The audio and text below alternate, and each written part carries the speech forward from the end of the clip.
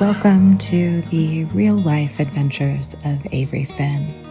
I'm using my voice as a way to share stories about a cat who is infamous to many, and his real life adventures were oftentimes a little more harrowing than the books that he inspired.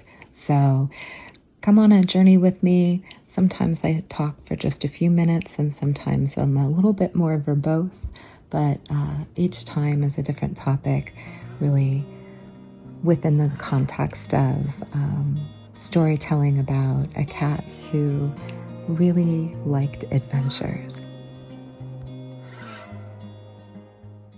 One of Avery's favorite things to do when he was a kitten, I said he liked to crawl into all sorts of containers and closets and refrigerators and things that he had a harder time getting out of. But his favorite thing to do was he used to love to crawl into boxes and then surprise you and jump out. And he just thought that was the greatest thing in the world. And so he would crawl into these boxes, and I would kind of run my hands up and down the sides of them to make little noise. And I would never know exactly when he was going to pop out, and he would just wait, and then he would pop out of the box and just be so excited.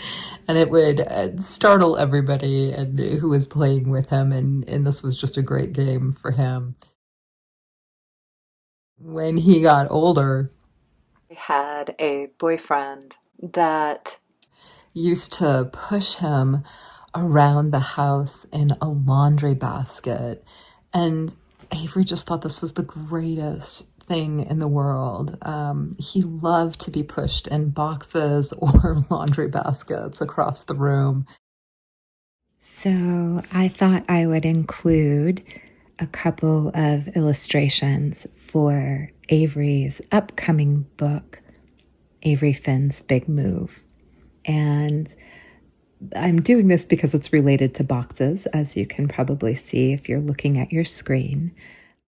I think that the reason that my memories came back with Avery's love for, sliding in the laundry basket, as well as being kind of closed into boxes and popping out like a jack-in-the-box, is because I've been illustrating for this fourth book, and it had a lot of boxes in a lot of the illustrations now that I'm kind of working on them and looking through them. And that has to do with the privilege that we've had to live in different places and the privilege of choosing those places where we've lived. And so his fourth story, one of the twists will be that he falls asleep in a box and goes missing in the story itself. So I would say that some of the illustrations and images are, of course, inspired by real life and his adoration for play.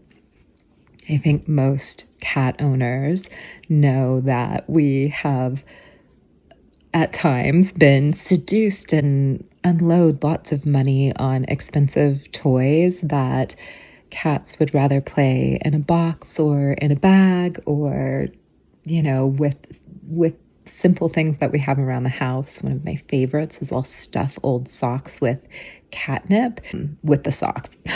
So I think the takeaway maybe from Avery's play in the box and enjoying, his joy is to remember and to remind ourselves that play is really important no matter what age you are. And whether that play involves the outdoors and taking a walk or a swim, maybe you enjoy playing in the garden and getting mud in between your toes, or splashing in puddles, or running through sprinklers. Maybe it's interacting with your favorite animal companion. Whatever it is, my wish for you is that you find yourself in the adventure of play sometime today. Until the next time, I wish you a great day ahead or a great evening ahead. Thanks for tuning in.